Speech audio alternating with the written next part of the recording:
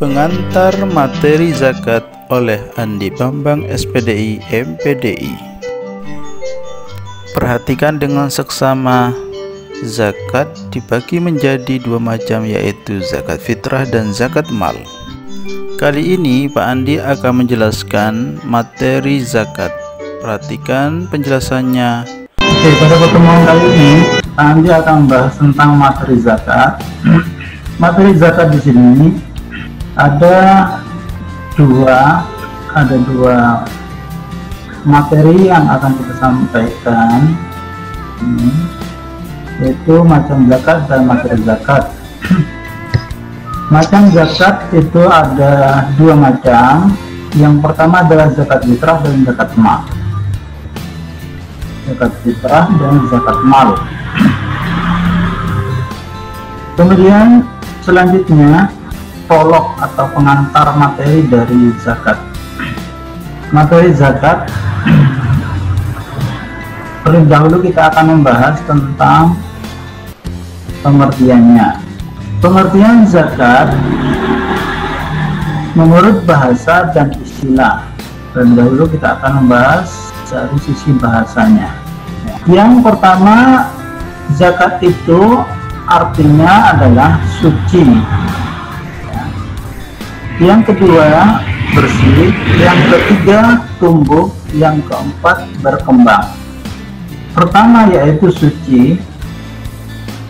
Ini suci itu artinya yang disucikan adalah tazkiyatun nafs, yaitu mensucikan jiwa, ya. Tazkiyatun nafs. Dengan apa? Dengan zakat fitrah. Itu disucikan hati kita dengan zakat fitrah. Dan fungsi dari zakat fitrah itu adalah mensucikan jiwa. Jadi yang disucikan adalah jiwanya. Dari apa disucikan? Dari amrotul qulub, dari penyakit hati. Jadi amrotul qulub namanya. Penyakit hati itu apa saja? Penyakit hati itu yang diakibatkan atau ditimbulkan oleh harta, kekayaan. Biasanya penyakit hati itu ya, ditimbulkan, ada beberapa penyakit hati yang ditimbulkan oleh harta atau kekayaan. Di antaranya adalah satu, tamak, rakus, kufur, sombong, angkuh, serakah, ya. Nah, ini diantara penyakit hati yang diakibatkan oleh harta kekayaan.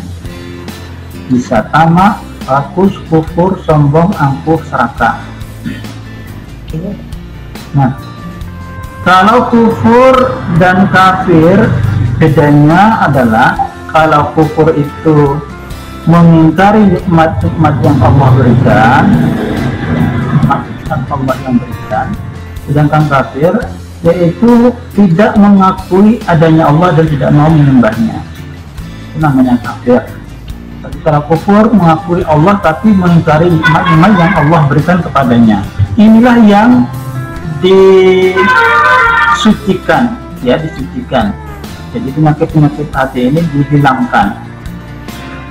Makanya kalau kita melaksanakan puasa itu Allah Subhanahu wa taala berjanji, ya, man shoma ramadhana imanan wa hisaban ghufira lahu ma taqaddama min dhanbi.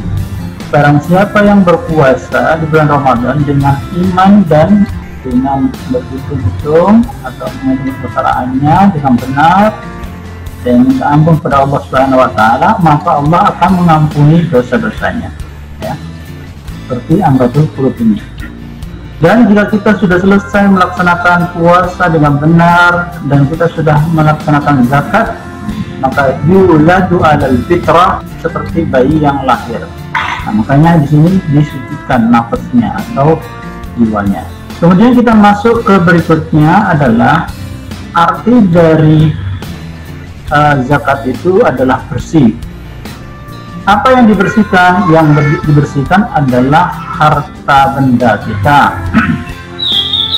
Berarti di sini adalah tentang zakat mal, harta yang dibersihkan, ya, zakat mal atau zakat harta. Lalu dengan apa kita membersihkan harta kita? Membersihkannya yaitu dengan cara mengeluarkan harta, sebagian harta kekayaan kita, yaitu dengan mengeluarkan sebagian harta kita dengan zakat, ya, dengan zakat. Di dalam harta kita itu terdapat atau mengandung beberapa unsur dari harta kita. Yang pertama adalah harta yang halal. Ya. Dalam harta kita ada unsur kehalalan.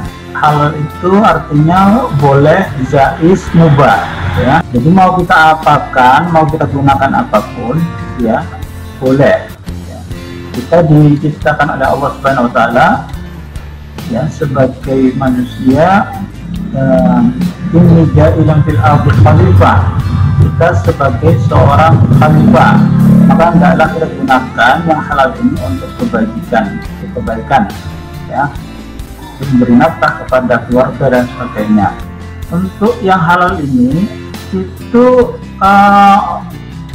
kita diperintahkan untuk makan dan minum yang halal, ya, halal dan thayyib.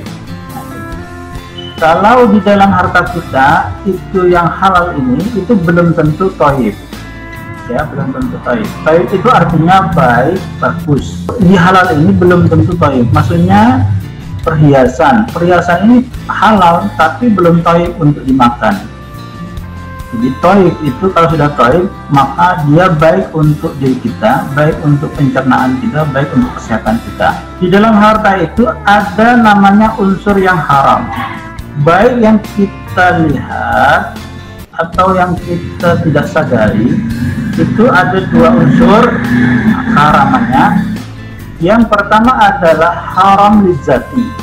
Haram lizati, apa haram lizati itu? Jelas bahannya, unsurnya jelas. Oh, kalian nyimpan daging babi, nah berarti ada unsur haram lizati dalam harta kalian. Ada namanya narkoba atau ada minuman khamar, berarti di situ ada unsur haram lizati yang bisa diterawang, dilihat secara langsung. Ini biasanya kalau menghilangkannya gampang karena terlihat barangnya. Tapi yang biasanya tidak terlihat atau biasanya kurang jelas itu ini yang lighairi ini. Haram lighairi.